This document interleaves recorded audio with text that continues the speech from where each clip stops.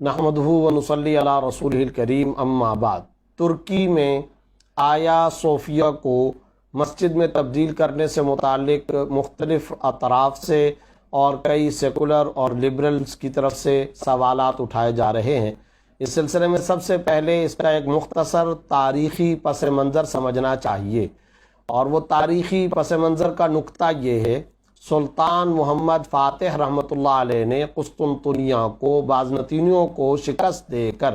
باقاعدہ بزور شمشیر فتح کیا تھا۔ شریعت کا، اسلام کا قانون یہ ہے کہ جو علاقہ صلح کی بنیاد پر مسلمانوں کو حاصل نہ ہوا ہو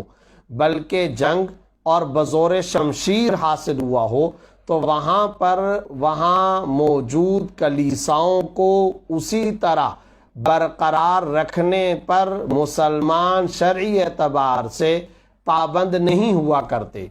جو صلح کی بنیاد پر علاقہ حاصل ہوا ہو، وہاں پر تمام کے تمام مندروں، گرجوں، چرچوں کو برقرار رکھا جاتا ہے، انہیں منہدم نہیں کیا جاتا، انہیں نقصان نہیں پہنچایا جاتا، ان کی تراش خراش کاٹ پیٹ نہیں کی جاتی، ان کے کچھ حصوں کو ختم نہیں کیا جاتا، بلکہ ان کو برقرار رکھا جاتا ہے۔ یہاں تاریخی پس منظر یہ ہے کہ بازنطینیوں کو شکست دے کر یہ آیا صوفیہ صلیبی کارروائیوں، ان کی ریشہ دوانیوں کا ایک بہت بڑا گڑھ رہا، ایک مرکز رہا، اور اس مرکز سے دنیا بھر کے مسلمانوں کے خلاف تخریبی کارروائیوں کی سازشیں وجود کے اندر آتی تھی۔ سلطان محمد فاتح نے جس وقت اس علاقے کو فتح کیا تو فتح کرنے سے پہلے باقاعدہ صلح کی پیشکش کی، اور اس صلح کی پیشکش کو ٹھکرایا گیا، اور ٹھکرانے کے بعد پھر بزور شمشیر سلطان محمد فاتح رحمۃ اللہ تعالی علیہ تشریف لائے، انہوں نے اس علاقے کو حاصل کیا۔ پلس اس آیا صوفیہ کے مرکز کے ساتھ عیسائی دنیا کے مذہبی توہمات بھی جڑے ہوئے تھے، جس کی تاریخ کے اندر میں جانا نہیں چاہتا، جس کے اندر ان کا یہ عقیدہ تھا کہ یہ مسلمانوں کے زوال کی ایک علامت ہے، اور یہاں پر کبھی مسلم مجاہدین کو فتح اور کامیابی اور کامرانی نہیں حاصل ہو سکتی، اور یہ ہمیشہ صلیبی دنیا کا گڑھ رہے گا اور صلیبی اور عیسائی دنیا کا مرکز رہے گا، وغیرہ وغیرہ۔ اس طرح کے توہمات بھی یہاں پر موجود تھے۔ اب جب یہ علاقہ حاصل ہوا تو اس کے بعد سلطان محمد فاتح رحمۃ اللہ تعالی علیہ نے باقاعدہ اس کو مسجد کے اندر تبدیل کیا، اور جو شریعت کا، اسلام کا قانون تھا کہ یہ صلحاً حاصل کیا گیا علاقہ نہیں تھا بلکہ بزور شمشیر حاصل کیا گیا علاقہ تھا، جس کو اسی کلیسا کی شکل میں رکھنے پر وہ ہرگز پابند شریعت نہیں تھے۔ اس سلسلے میں ان کے اوپر کوئی قانونی، کوئی شرعی، کوئی اخلاقی پابندی نہیں تھی۔ اب اس کے بعد جو آج کے لبرل کو مسئلہ، جو نقطہ سمجھنے کا ہے، وہ یہ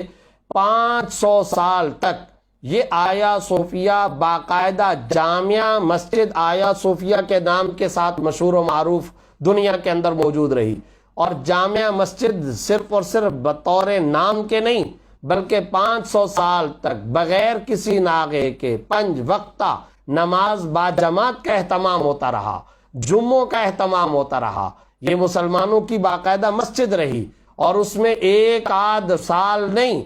500 سال سے زیادہ کے عرصے کی بات کی جا رہی ہے۔ ذرا تاریخ کو اٹھائیں، ہسٹری کا ذرا مطالعہ کریں تو آپ کو پتہ چلے گا، چپا چپا مسلمانوں اور مؤمنوں کے سجدوں سے آباد رہا ہے۔ اس کے در و دیوار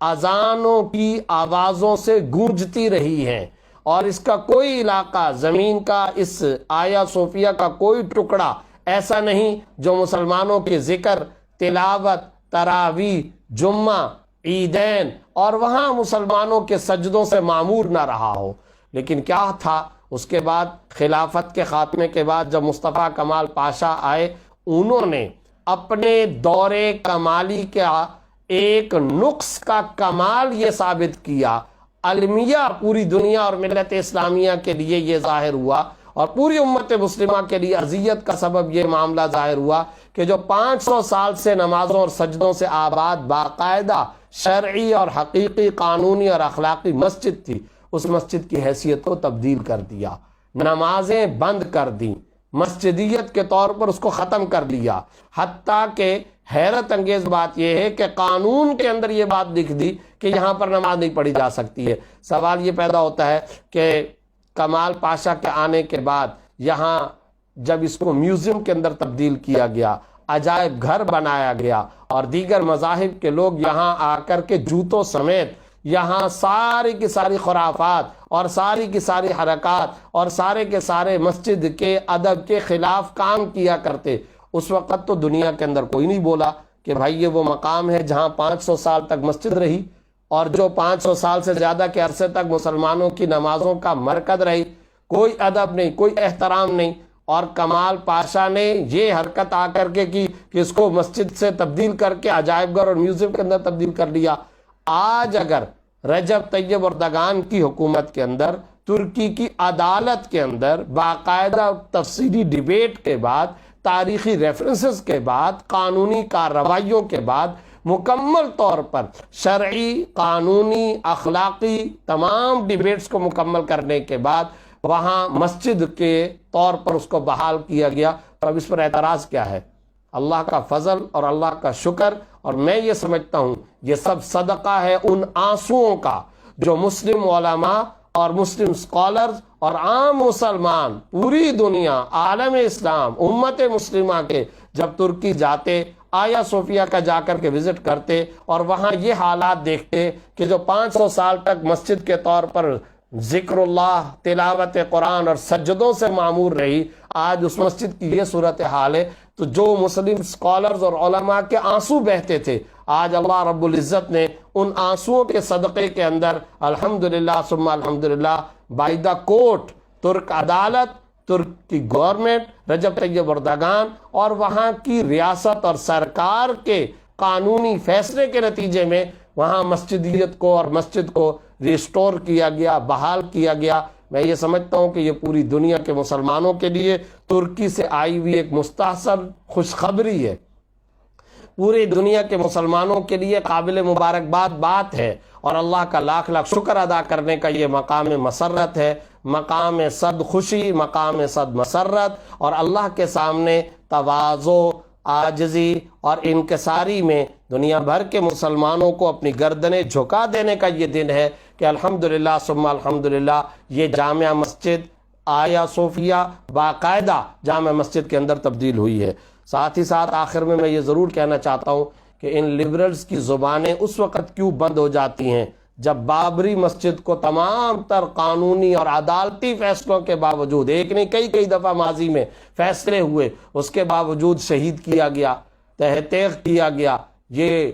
اندلس کی مساجد کے بارے میں بات کیوں نہیں کرتے؟ قرطبہ میں جب علامہ اقبال آنکھوں سے آنسو بہا رہے تھے اور وہاں پر گھوڑوں کے استبل بنائے گئے، اسی طرح کشمیر کے اندر ڈھائی جانے والی مساجد، اسی طریقہ روہنگیا برما کے اندر تہتے کی جانے والی، ڈھائی جانے والی مساجد، اسی طریقے سے بابری مسجد، پوری دنیا کے اندر بے شمار ایسی مساجد ہیں کہ جہاں مسلمانوں کی وہ باقاعدہ قانونی اور ہر اعتبار سے اخلاقی، شرعی وہ مساجد رہیں، آج ان مساجد کا نام و نشان ان سرزمینوں سے، ان جگہوں سے اڑا دیا گیا، ہٹا دیا گیا۔ اس کے اوپر کیوں نہیں بات کی جاتی ہے؟ وہاں جو سینکڑوں سالوں تک اور صدیوں تک جو مسلمانوں کے وہ مرکزی مراکز اور مدارس اور مکاتب اور مساجد کے طور پر آبادی رہی اور آج ختم کر دیا گیا، اس کے اوپر بات کیوں نہیں کی جاتی؟ یہاں بائی دا کورٹ فیصلہ ہوا ہے، تاریخی پس منظر کو سامنے رکھ کر ریفرنس کے ساتھ ہم یہ بات پورے شرح صدر کے ساتھ کہتے ہیں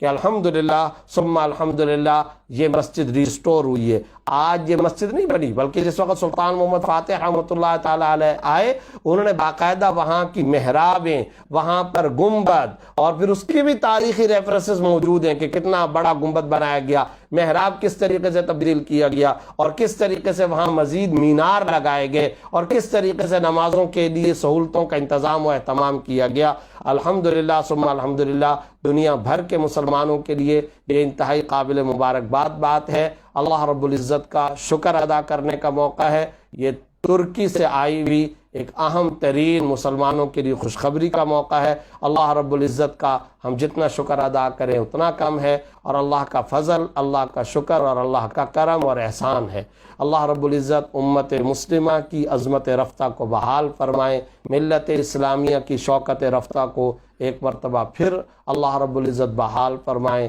اور ہم سب کی آنکھوں کو اسلامی نظام کی بہاریں دیکھنا نصیب ہوں۔ وآخر دعوانا ان الحمدللہ رب